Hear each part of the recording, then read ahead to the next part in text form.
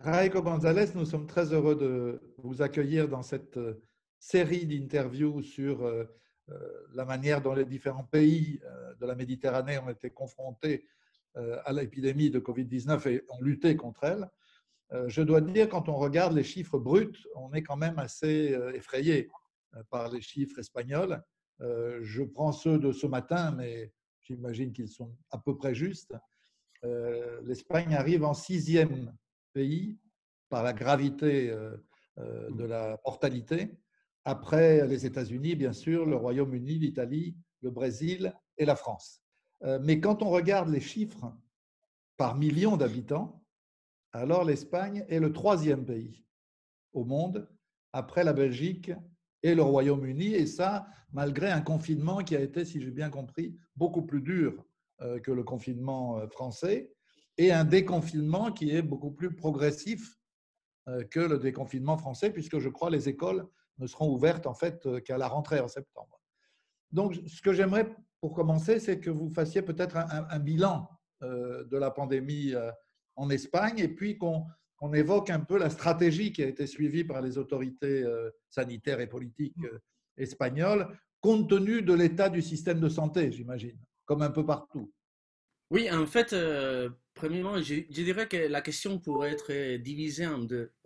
D'un côté, les problèmes des statistiques, qui est toujours c'est une problématique parce que on crée des réalités à partir des choses qu'on ne voit jamais. Elles sont créées à partir comment on dit, dirait, de la prise de certaines statistiques à partir des études qui peuvent varier beaucoup selon la source. Et en fait, en Espagne, je le dirai tout de suite, mais il y a un problème de statistiques très important. Et de l'autre côté, il y a la stratégie de tous les côtés, je dirais, sanitaire, de protection, même l'état d'alarme que s'est instauré pendant la pandémie, et aussi au niveau sanitaire. Il y a aussi des problèmes internes aux hôpitaux qui étaient très durs pour les professionnels d'un côté et aussi dur pour la population. Mais j'y rentrerai tout d'après. Donc, si on divise comme ça, premièrement, les statistiques. Il y a un problème grave. Euh, Parce que même au niveau politique, ça s'est développé, si on rentre dans les bilans, dans des discours de l'opposition au gouvernement, que comme vous savez, c'est un gouvernement que c'est toute une nouveauté pour l'Espagne. On n'a jamais eu un gouvernement que c'est le contraire, par exemple, des cas qui ont eu beaucoup de gouvernements en coalition. En Espagne, jamais. Et c'est la première fois. Des partis de gauche se sont réunis pour lancer un nouveau gouvernement qui a quelques mois. Et en plus, ils se sont mis dans ces situations sans préavis euh, et avec beaucoup de problèmes pour la création initiale des différents ministères, etc. Donc, C'est en un disant ça, gouvernement, pour préciser pour nos amis, Parti socialiste, Podemos. Hein. oui, exactement. Euh, Après 3 élections se sont passées l'année dernière, donc on peut dire que peut-être que c'est pas une crise, mais il y avait une certaine instabilité pendant l'année dernière. Et ça a beaucoup, on va dire que ça a bouleversé beaucoup la vie politique. Et en plus, après ça, on s'est trouvé tout de suite avec la crise sanitaire, avec la Covid. Donc, d'un côté, ça, le problème des statistiques, c'est que l'opposition a dit le gouvernement cache les numéros, cache les vraies statistiques. Et en plus, il y a quelques jours, l'Institut national des statistiques en Espagne ont publié, à partir de la inexistence des individus, ont calculé que en fait, le chiffre réel des morts pourrait être 46 000 morts. Ça veut dire que c'est presque pas les doubles, mais pas loin des doubles que sont les chiffres officiels maintenant. Et ça d'un côté, mais du côté de l'extérieur, on va dire des autres pays, il y a quelques semaines, il est arrivé une étude des big data fait par les MIT, par le Massachusetts Institute of Technology, qui ont dit à partir, comme je dis, des big data, que la chiffre des morts pourrait être 50 000. Donc on pourrait dire que la discussion des chiffres, c'est vraiment la folie. Il y a une espèce de toujours de mise en cause si les chiffres sont réels, s'ils sont vrais ou pas. Donc on ne sait pas les niveaux, on va dire, d'impact qu'a livré la Covid, les contagions, la situation qu'on vit. Est-ce que je peux vous arrêter une seconde pour vous Oui, dire que cette discussion, vous avez au oui, moins le mérite en Espagne de la voir, mais en réalité, toutes les statistiques de tous les pays, à l'exception de la Belgique, ne comptent que les morts à l'hôpital et dans les maisons de retraite, ce qu'on appelle chez nous des EHPAD, et pas les morts à la maison, pas les morts à domicile. Et le syndicat de médecins, par exemple, en France, a dit qu'il y avait, c'était il y a un mois, au moins 10 000 morts de plus qui n'étaient pas comptés parce qu'ils étaient morts à domicile. Donc, je crois que c'est une discussion qui va se développer après, un peu partout, pour savoir quel est le bilan réel quand on pourra comparer les chiffres de mortalité de l'année 2020 avec les chiffres de mortalité pour les mêmes périodes de l'année 2018 et 2019. Jusque-là, ce sera impossible de trancher dans ces débats statistiques, il me semble. absolument d'accord. On verra ce que ça donnera. En tout cas, ça dépend aussi du genre de vie politique qu'il y a à chaque pays, parce que je sais bien qu'en Italie, un cas que j'ai plus ou moins proche, il n'y a eu pas le niveau de rivalité et de conflits politiques qu'il y a eu ici en Espagne.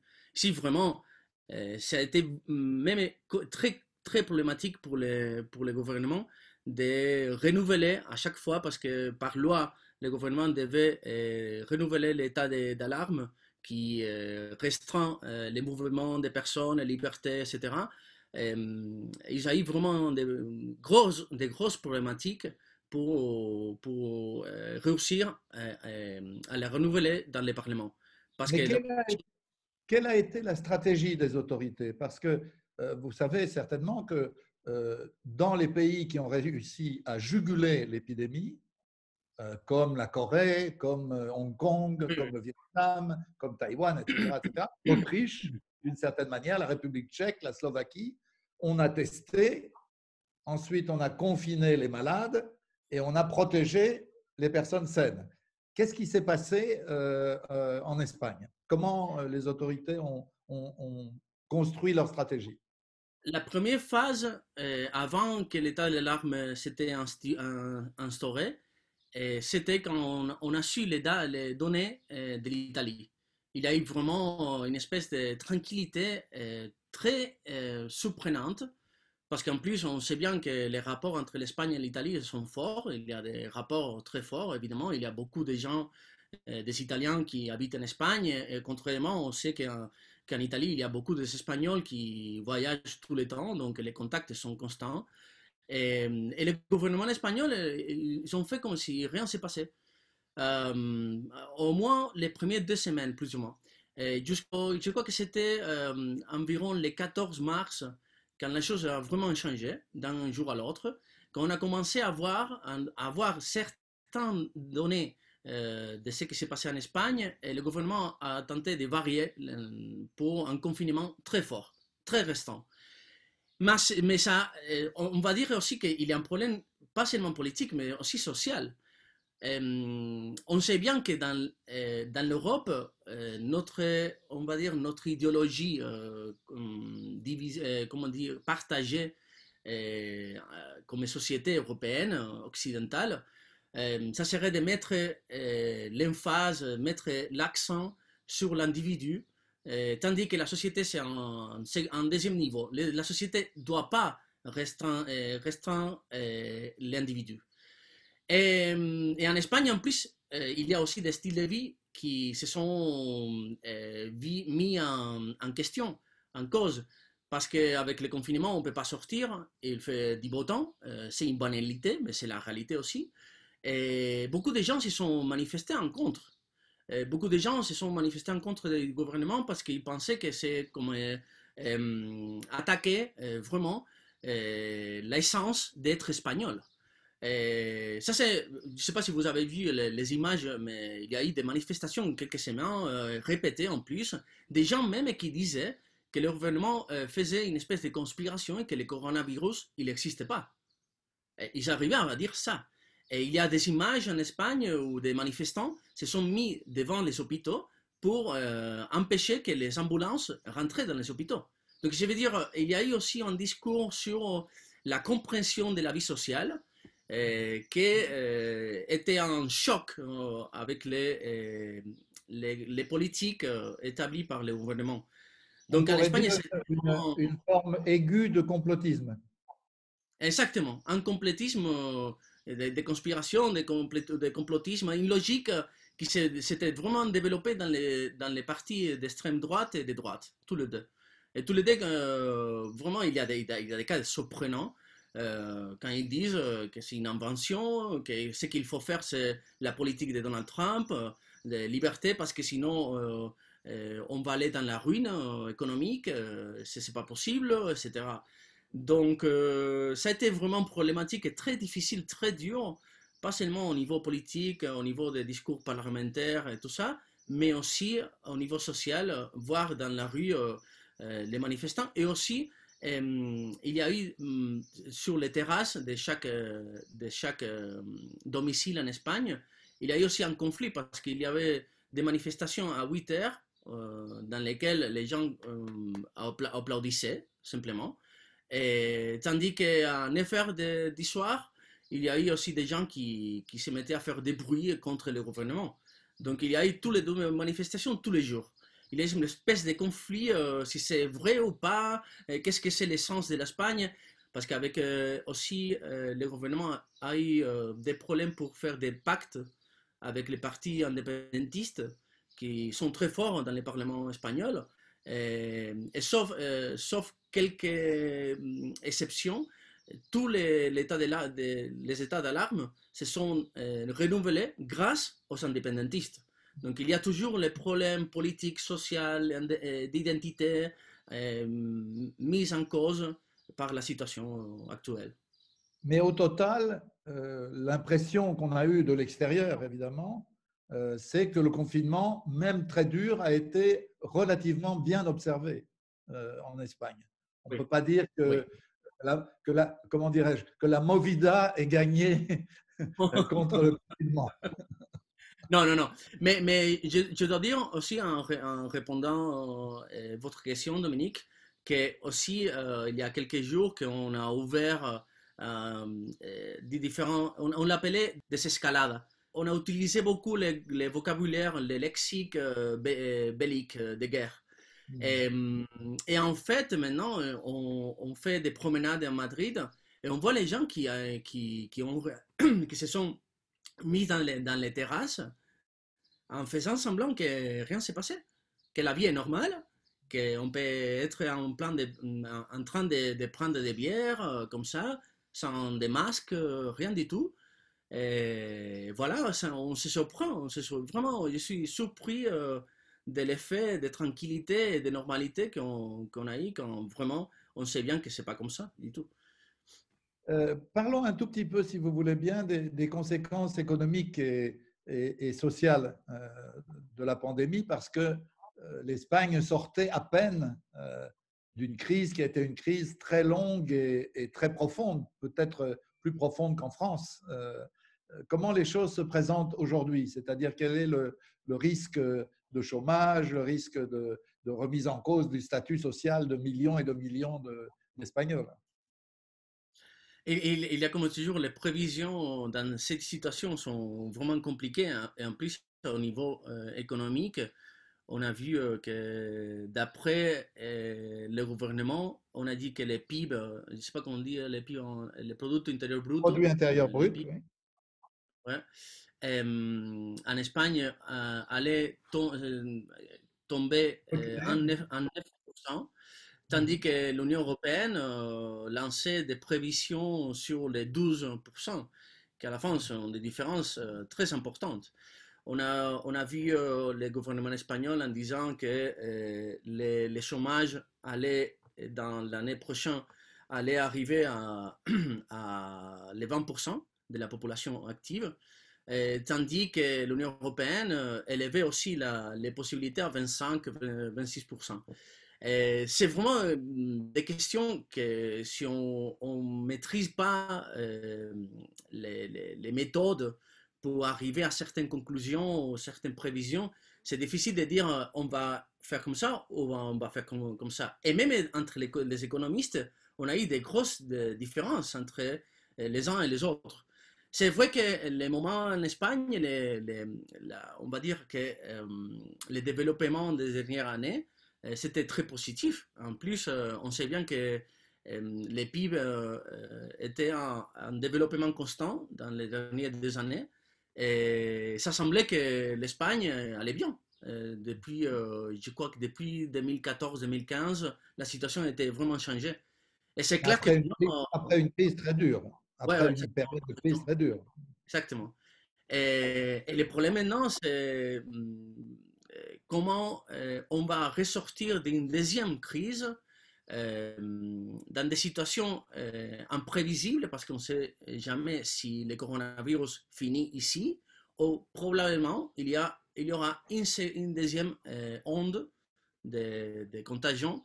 Et ça devrait être l'occasion encore pour faire de nouvelles prévisions pour le futur. Donc je crois que maintenant vous voyez Dominique, je crois que au niveau théorique, je dirais que les principes de Thomas dans ces situations est très important de dire, comme on dit les sociologues. Et ça dépend de qu'est-ce qu'on fait comme accord social. Ça veut dire comment on se met d'accord dans quelle situation on est, comment on va sortir d'ici. Et d'après ça, on se met d'accord.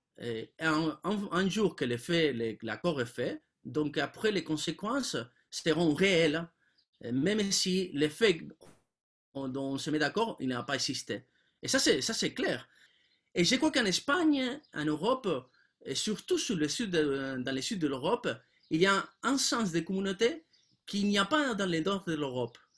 Et on verra ce que ça donne après, mais je sais que pendant la crise dernière en Espagne, même n'importe quel sociologue pourrait le dire, il y a aussi des informations sur la situation de la dernière crise avant, de 2008. Les rapports sociaux et les rapports familiaux étaient très étroits. Et donc, des gens qui rentraient dans le chômage avaient toujours la possibilité d'avoir l'aide de quelqu'un.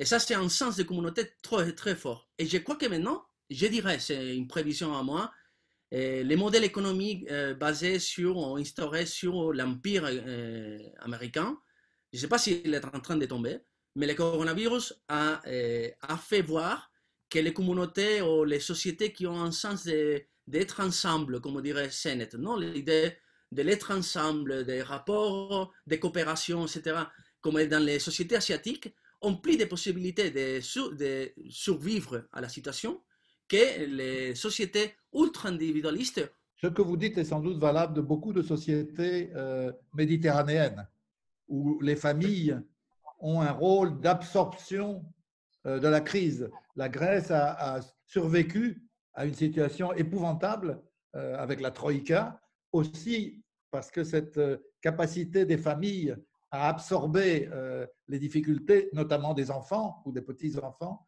était très forte. Mais je voudrais vous poser une dernière question de caractère politique, celle-là, parce que tout ce débat sur l'après-Covid, il ne se déroule pas en Espagne dans un ciel serein, parce qu'il y a cette alliance socialiste-Podemos au pouvoir, mais il y a aussi une nouveauté en Espagne, c'est que l'extrême droite, tout d'un coup, a ressuscité et qu'elle est devenue, avec Vox, une force non négligeable. Alors, est-ce que, comme dans certains pays, l'extrême droite, les populistes ont réussi à tirer profit, à votre avis, de l'épidémie, ou bien est-ce que le fait qui peut se constater partout, que les populistes, là où ils sont au pouvoir, ont complètement échoué face à la pandémie, ont été incapables de gérer la pandémie, on le voit aux États-Unis avec les conséquences du mouvement actuel. Quel est, à votre avis, le thermomètre actuel de Vox en Espagne? Je vais faire une prémisse. Euh, j'ai beaucoup étudié les concepts de populisme. Je ne sais pas qu'est-ce qu'il est. Par exemple, je vais mettre un exemple espagnol. En Espagne, on dit que le populisme, c'est aujourd'hui Vox, Podemos, et le deuxième fondateur, on va dire la main droite de Pablo Iglesias, qui était le fondateur, le leader aujourd'hui de Podemos, qui était Íñigo Errejón. Íñigo Errejón, il a écrit un bouquin qui s'appelle Faire du peuple, s'appelle, avec Chantal Mouffe. Comme vous savez, une théoricienne d'origine belgique, de la Belgique, mais qu'il était marié avec Laclau. Ernesto Laclau était un des grands théoriciens du populisme. Ce qu'on appelle le populisme de gauche. Oui, mais le problème c'est que d'après eux, je veux dire, d'après la gauche, on veut dire une certaine gauche, le populisme serait simplement l'idée d'une contre-hégémonie. Ils reprennent toute l'idée de Gramsci d'aller contre l'hégémonie, donc les pouvoirs, etc.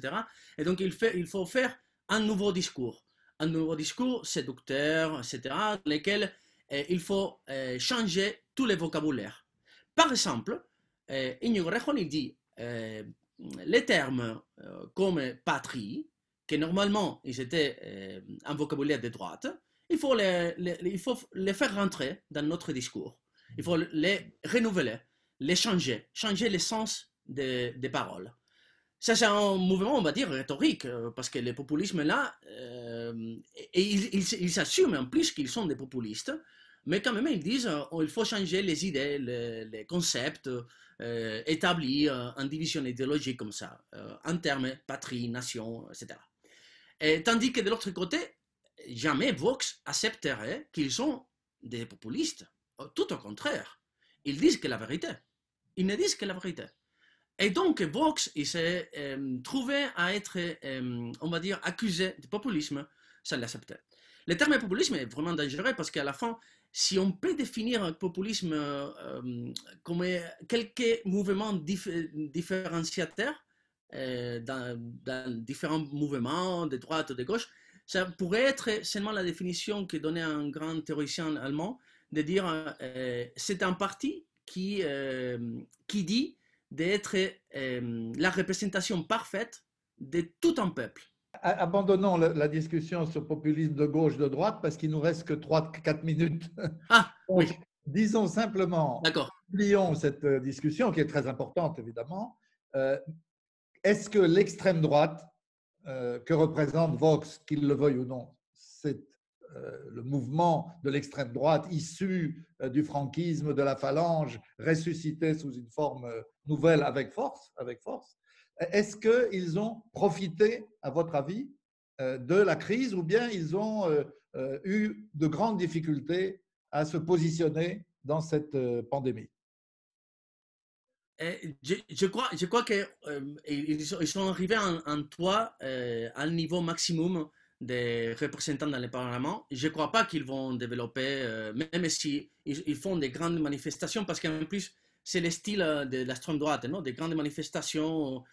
Comment définir la nation? Donc, on fait une grande manifestation avec des drapeaux partout et on dit, voilà, nous sommes la nation. Voilà. Ils ont besoin de ça. C'est vraiment un besoin de l'extrême droite. Et donc, même s'il y a eu des manifestations, je ne crois pas qu'ils vont développer dans les prochaines élections une représentation majeure dans les parlements. Je ne crois pas. C'est pas et cette situation ne sera pas dans mes prévisions, je dirais. Il y a un gros mot en français, oui. Chez nous, c'est le mot sondage. Ah oui, alors, sondage. Qu'est-ce que disent les sondages sur le bilan politique de l'expérience de la pandémie pour le paysage politique espagnol? Les sondages, plus ou moins, ils varient très peu maintenant. Et la dernière était dans des centres d'études sociologiques qui a donné plus ou moins des petites variations de 1% pour chaque parti.